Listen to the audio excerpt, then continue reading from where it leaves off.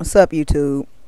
It's Tokyo, and this is a video response to JayeDom's dating a partner with an STD video.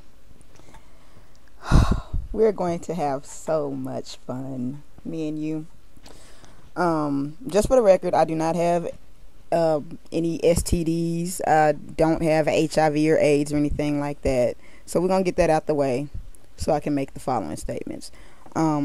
Just a little background. I'm a private nurse. I do in-home care for disabled people. Before that, I worked with a man named Mr. Tillman, who got me involved in HIV and AIDS awareness and doing events back home in Oklahoma for World AIDS Day and, you know, free testing and things like that. So I am familiar. Okay. Now, this is the street cred portion of the program. In my life, I have encountered 3 people who made it known to me that they had an STD of some kind. One of which person told me just basically, I just think you need to know before we get, you know, involved or anything, that I am HIV positive, and I think you need to know that. And it was very nice of that person to let me know that. And we decided not to be in a sexual relationship, and it might have been because he was my high school boyfriend and I was his high school girlfriend, and we were both gay, and we got tired of people teasing us. So when we became boyfriend and girlfriend, he was like, oh yeah, by the way, I have HIV. And I was like, oh, okay. Right. But that was my dog. That was my buddy.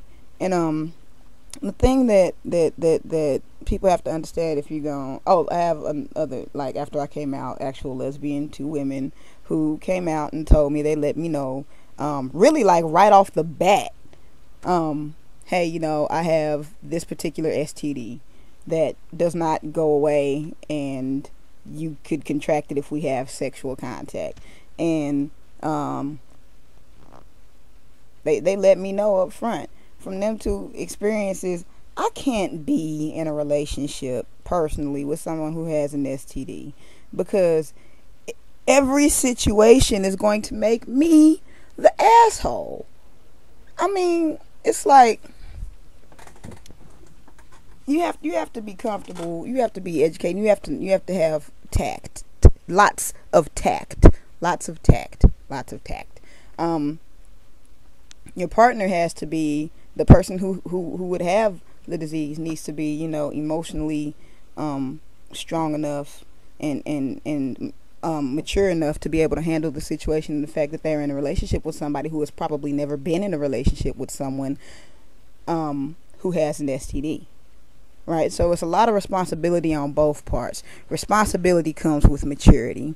If you're not like emotionally mature enough to be able to handle it, and it's not a bad thing, because you learn things as you go. But if you know within yourself that I can't handle this, it's really better to just let the person know, look, I can't handle this, because it's just cruel to pretend like you can when you can't. So just, if you can't handle it, just let them know you can't handle it. That's what I would say. But as far as dating people with STD, with HIV, I want to hit on HIV and AIDS in particular, because what a lot of people do is that they stigmatize and they make lepers of people with HIV and AIDS just because they don't know. And you would think that people are more educated in this day and age, but they aren't. It's completely possible to have a fulfilling sexual relationship with a person with HIV or AIDS. I refuse to have a sexual relationship with a person with HIV or AIDS, simply because I'm not comfortable with that. I'm really not. I'm a lesbian. I can't put a condom on my face. I can't. And women,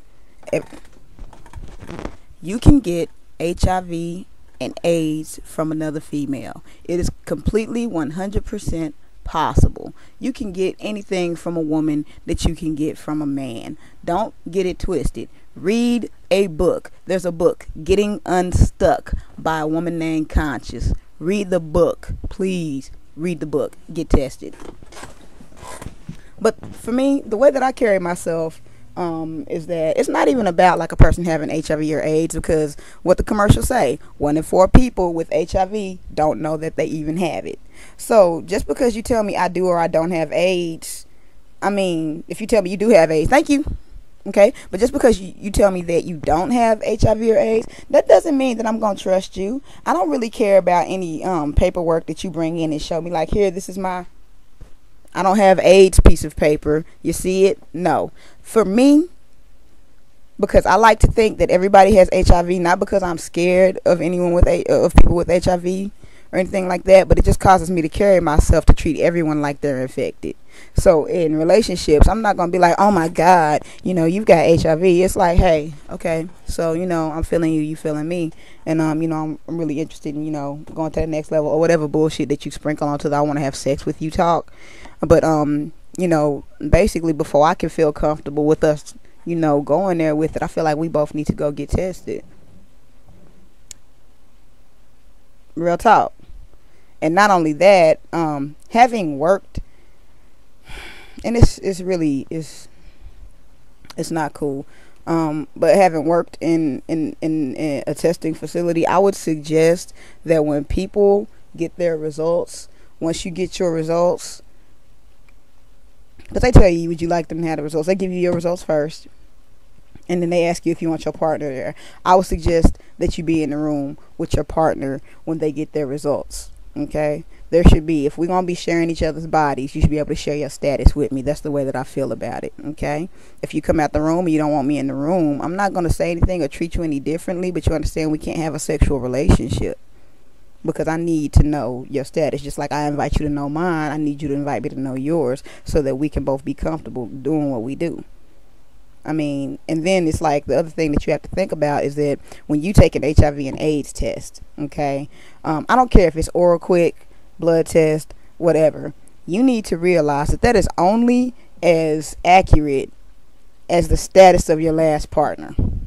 If your last partner, okay,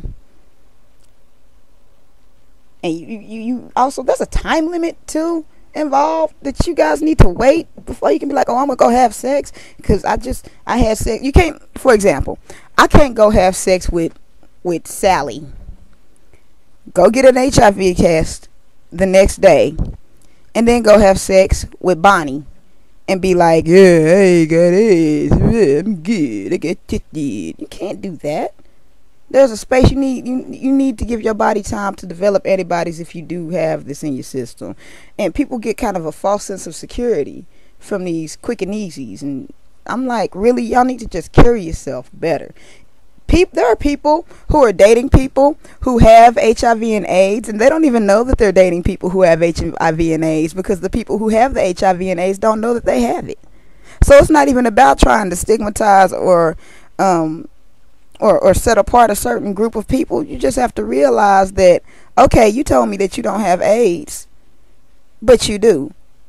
So would I date a person who had AIDS? Like, if you know that you have AIDS and you tell me that you have AIDS, you have less of a chance of dating me. I also realize that I could be dating a person who has HIV AIDS, and I'm not going to know whether they do or not until we both go together and get tested. That's the end of the story.